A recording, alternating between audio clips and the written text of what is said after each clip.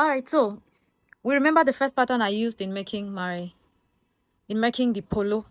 Remember I said you should not throw it away. So I'm using that same pattern in making the t-shirt.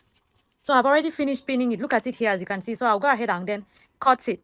All right, so I finished cutting it and I want to cut the facing for the front neck. So I'll fold my fabric like this for the facing. Bring this here and then make sure these lines align with the facing. The lines on the fabric aligns with the lines on the fabric I'm using for the facing. All right, I will equalize it and then cut straight. So up here, I'll come up and cut a bit. Come up by ½ inch before I cut it. So right now I'm going to carry this part up because it won't even get to that part.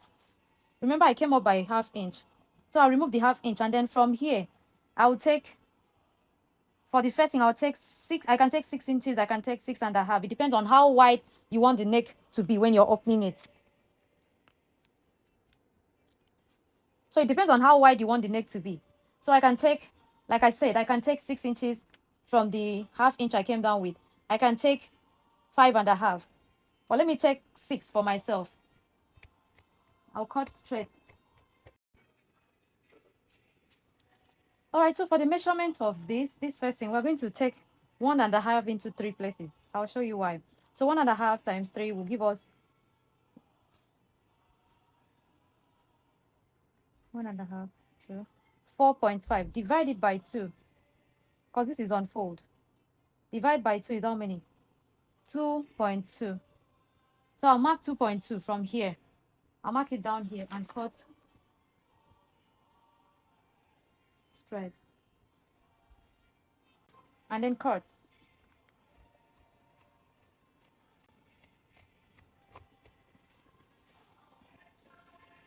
Notch the center.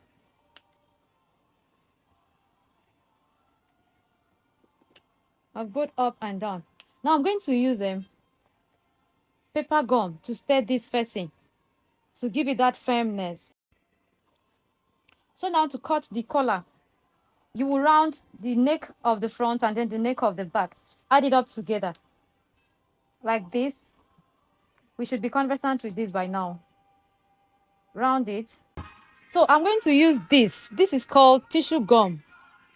It's called tissue gum. This is what I'm going to use for the facing and the collar to give it that firmness a bit, because it's not meant to be very soft.